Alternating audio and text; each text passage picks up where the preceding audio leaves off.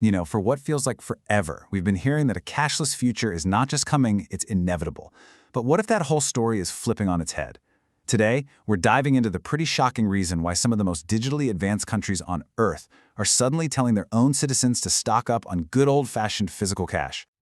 Okay, just picture this for a second. A major cyber attack hits. Or maybe there's a massive power grid failure. Suddenly, your cards are useless. Your payment apps are completely dark. How do you buy groceries, or gas for your car, or medicine? And look, this isn't some crazy sci-fi plot. This is a real-deal scenario that governments are now taking very, very seriously. So, to really get a grip on this incredible U-turn, we've got to go back and look at the country that almost ditched physical money for good. The place that literally became the global poster child for the cashless revolution. Yep, we're talking about Sweden. Just a few years ago, back in 2018, a top official at their central bank actually predicted that the country would be totally cashless by 2025. And you know what? He was almost spot on. The shift away from paper bills and coins was incredibly fast, and it was happening everywhere. I mean, just look at these numbers. It is staggering how dominant digital payments became. Right now in Sweden, only one single purchase out of every 10 is made with actual cash. The entire economy is basically run on cards and mobile apps. And it's not just about big stores either. The integration went super deep into everyday life. There's this mobile app called Swish, and it's backed by all the major banks. It's just, well, it's everywhere. You can use it to buy vegetables at a farmer's market or even to make a donation in church. So, a cashless future?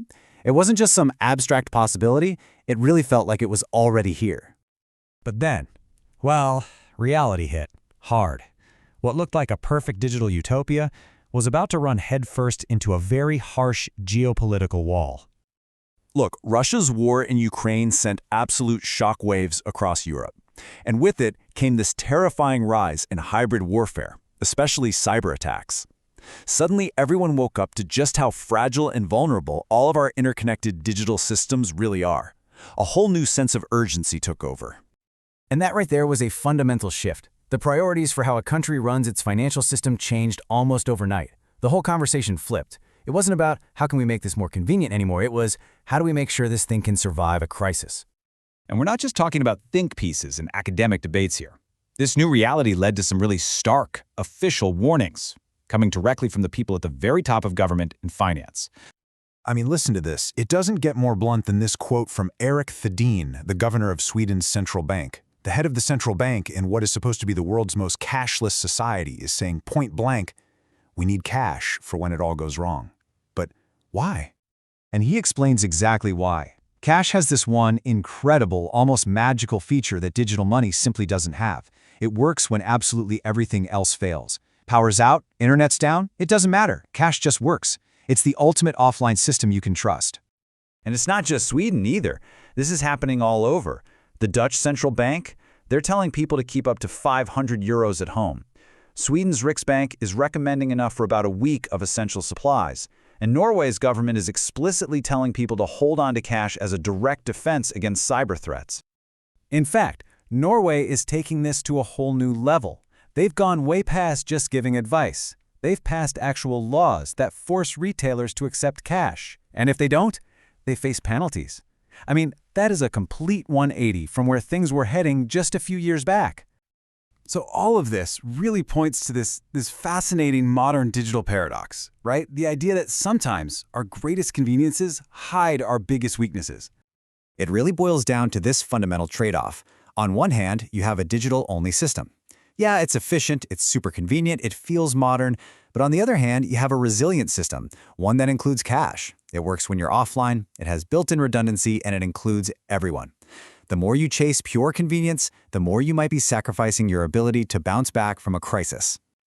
You know, this quote from Frane Maravich of the International Currency Association just nails it. A system that only works when the Wi-Fi does is not a system built to last. It's such a powerful reminder that any system truly built for the long haul has to have a backup plan. Okay, so let's wrap our heads around this. What does it all mean for us? Well, it's really time we start thinking about cash differently, not as some old-fashioned relic from the past, but as a crucial modern tool for our own security. The big takeaway here is that our whole definition of progress is being rewritten right before our eyes. In our increasingly unstable world, being totally dependent on fragile digital systems isn't just progress anymore. It's actually a potential liability. So what can you actually do about it? Well, the advice from the officials is pretty straightforward. First, hold enough cash to cover about a week of essential expenses. Think food, water, medicine. Second, keep a mix of bills, small and large, for flexibility. Third, obviously, store it somewhere safe and secure. And you might even want to consider splitting it up between a couple of different spots. And it's really important to see that this is bigger than just your own wallet. When you have a cash reserve, you're not just protecting your family, you're actually doing your part to make your whole community more resilient. And you're strengthening the nation's civil defense. Which really leaves us all with one final question to think about. In this wild, uncertain world that we live in, could that little bit of physical cash you have tucked away be the single most important insurance policy you own?